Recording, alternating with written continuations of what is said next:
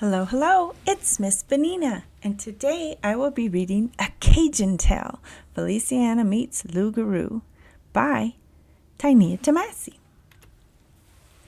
Feliciana Phaedra LaRue was in a snit, and she just couldn't work herself out of it no matter how hard she tried. "Oh, you're crankier than a soft-shell crab," said Octave. "Go away and leave me alone," retorted Feliciana, tossing her pigtails. It started from the time she woke up and lasted throughout the day. She turned her nose up at breakfast. She took a sassy tone with Grandpa Baby. She squirmed and fussed while Mama brushed out her hair. She went crabbing with the boys. Of course, they didn't want her to go.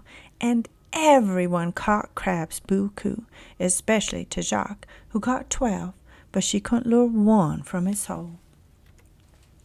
"You think you're so great," muttered Feliciana. "If I'd a caught some, I'd hung 'em from my ears like earrings." Well, not only did Jacques let 2 crabs dangle from his earlobes, but he also attached one to his nose. You could tell by the way his eyes watered and winced that those crab claws were pinching tight. "Now, top that, I dare ya," Jacques declared. Then he twirled Feliciana's pigtails in the air and said, "Go do what girls do best. Go fix your hair or something." Feliciana's face was redder than a broiled crawfish. She stormed home with her brothers trailing behind her. Then she marched straight to the place where Ma Mère kept her good scissors, and in one whack her pigtail fell to the floor as her brothers watched in stunned silence. "There, I fixed my hair." "Whoo," laughed Jacques, doubling over. "You're gonna get it now. You've been so bad today, Lou Garou's gonna come looking for you." "Phooey on Lou Garou," sniffed Feliciana, beginning to realize just how bad she'd been. "Y'all just made him up to scare me." Since the beginning of time, Feliciana's brothers had told horrible tales by candlelight about the Lou Garou and about the things he'd do to children who misbehaved, and awe came over their voices when they spoke of him, like they were describing the Pope of the swamps.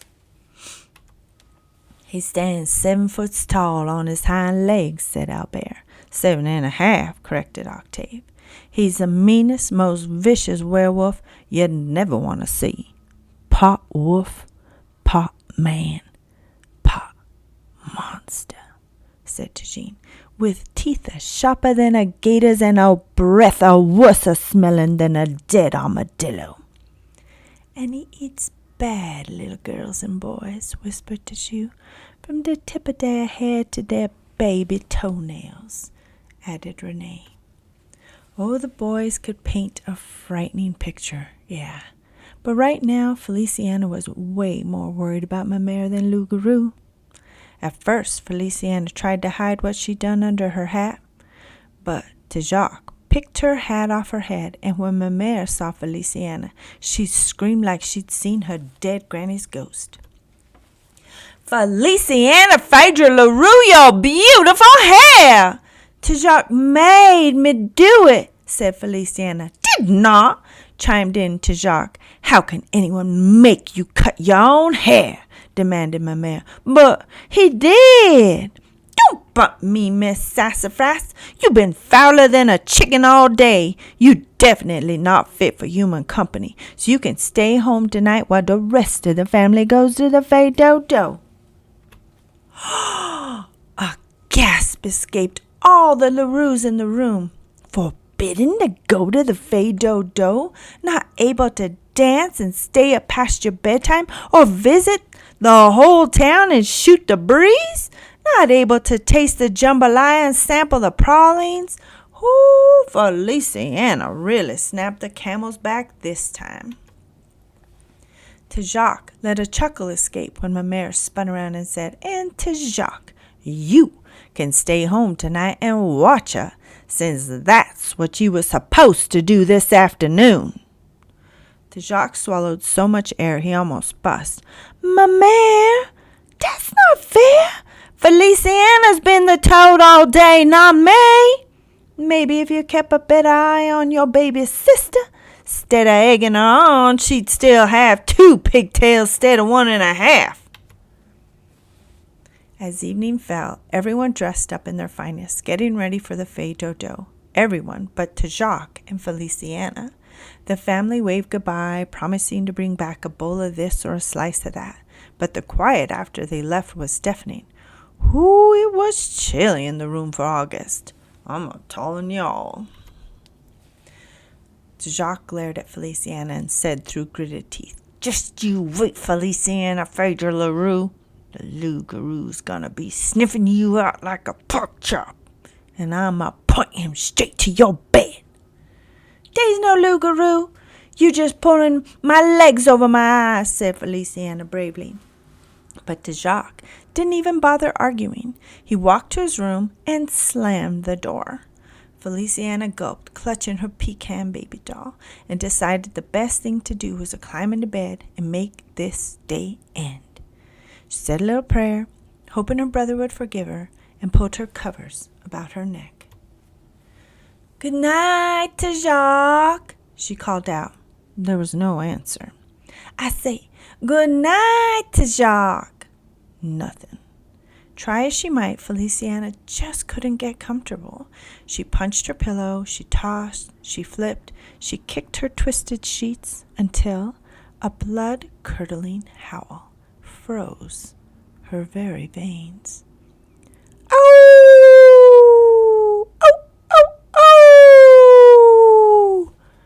The Lou Garou already had her scent. Another howl rang out just outside her window. "Oh! Oh! Oh!" She dove under the covers and wadded up in a ball, praying her end would be quick, when all of a sudden it became perfectly clear. Jacques was playing a trick on her. He was the one howling. She knew it. Feliciana threw her covers off and walked to the window. "Ha, ha, ha! Very funny, Jacques!" she called out into the darkness. Not even a breeze broke the stillness outside. Feliciana heard a fainter howl a little further out in the swamp. "Ow!" She climbed out her window and started walking toward the sound. "Jacques!" she yelled. "Maze, I know you're trying to scare me, and it's not going to work, no." Twigs snapped under Feliciana's feet as she trailed her brother's howls.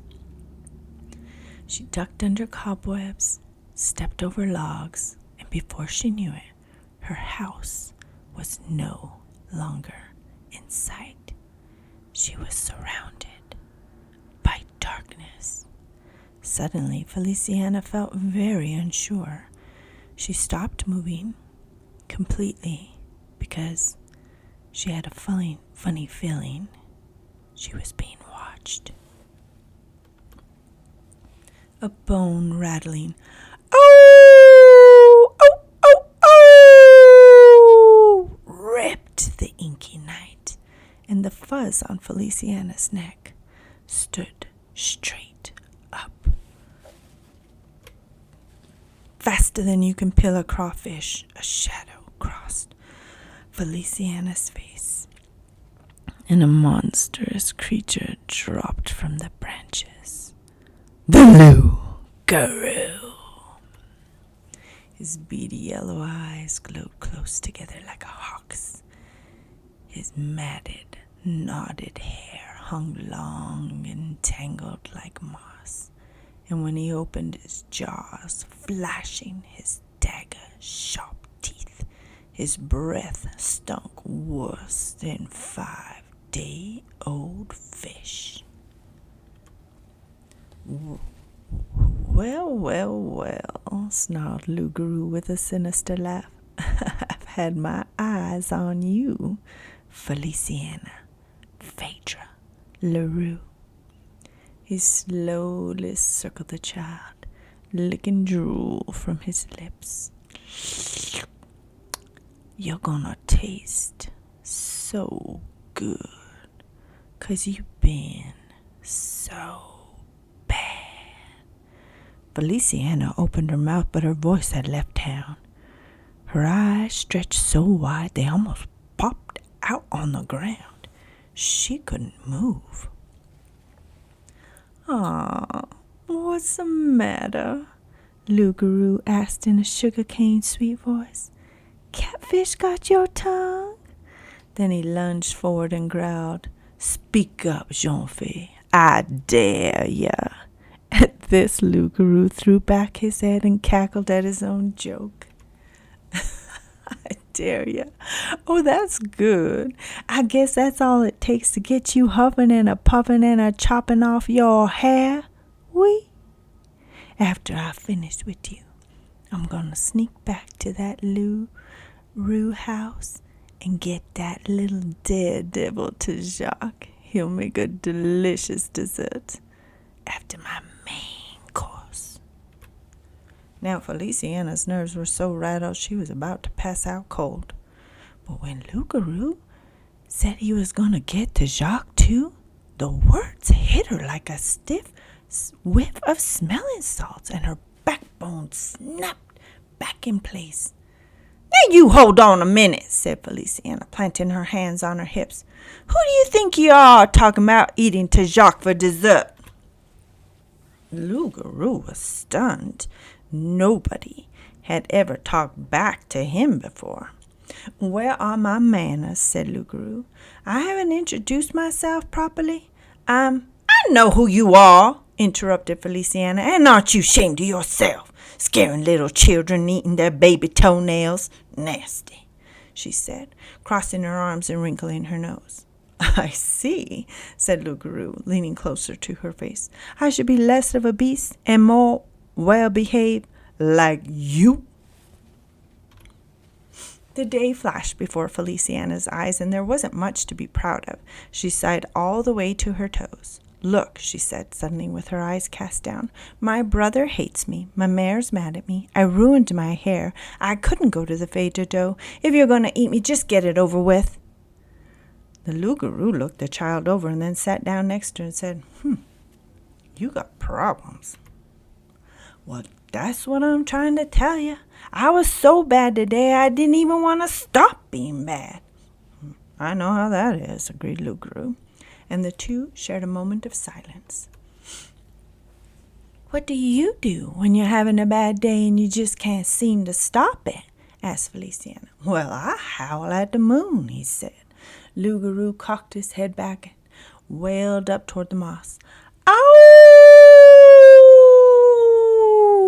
It looked like it felt so good that Feliciana joined in too, and together they made that moon shake in the sky.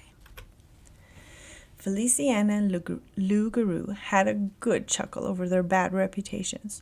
"Oh, if my brothers could see me now, they wouldn't believe it. It was worth missing the fête de dos to meet you, Monsieur Lou Garou." Then she paused. "There's just one thing I gotta ask you. Do you really eat children?" Lou Garou waved his paw. "Shoo, I don't need the harbor, Cherie." Lou Garou escorted Feliciana back to her window. Then said, "Remember, when things get bad, you know what to do." And they shared one last howl at the moon. Feliciana tiptoed into Jacques' room and whispered in his ear, "I'm sorry I was such a beast today." Jacques tousled Feliciana's uneven hair, and she knew she was forgiven. So here's a whisper for you. Night-night. Sleep tight, and don't let Lou Garou bite. The end. Bueno, bye.